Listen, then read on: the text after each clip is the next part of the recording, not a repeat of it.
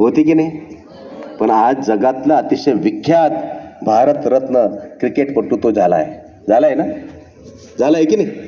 तुम्ही बोलत त्याला म्हणजे मला आनंद वाटेल.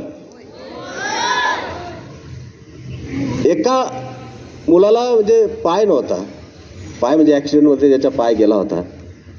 मग माझा पायच नाही तर मी काय करू आयुष्यामध्ये? रडत बसायचं नाही. आपले फिल्मसृष्टीची एक प्रख्यात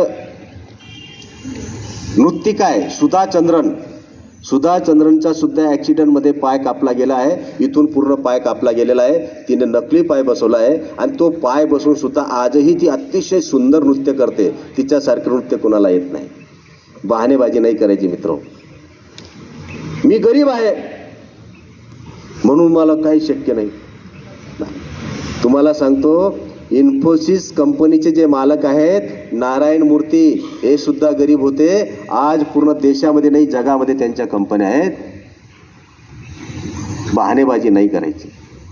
मी सतत हारतो एखाद्या इलेक्शनमध्ये. बरेच लोक मी सतत हारतो, मला विजयच भेटत नाही.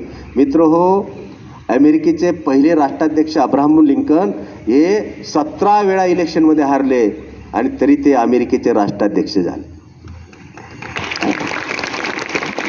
काही मुलं म्हणतात माझी परिस्थिती नसल्यामुळे मला उच्च शिक्षणाची संधीच भेटली नाही. म्हटलं हो, धीरूभाई अंबानी, आपण ते जिओचे मोबाईल, जिओचा फोन, रिलायन्स पेट्रोल पंप हे जे बघतोय ना, यांना सुद्धा उच्च शिक्षणाची संधी भेटली नाही. पण आज जगातले सर्वात श्रीमंत व्यक्ती म्हणून ते आहेत. काय म्हणतात माझे लहानपणीच वडील वारले. विख्यात संगीतकार AR रहमान यांचे वडील सुद्धा लहानपणीच वारले होते. लक्षात घ्या मित्र. तरी ते आज जगातले अतिशय प्रसिद्ध संगीतकार आहेत. काय म्हणतात मी अतिशय मंद बुद्धीचा आहे, मला काहीच समजत नाही, मी अतिशय माझी बुद्धी काही चालत नाही, मी मंद बुद्धीचा आहे.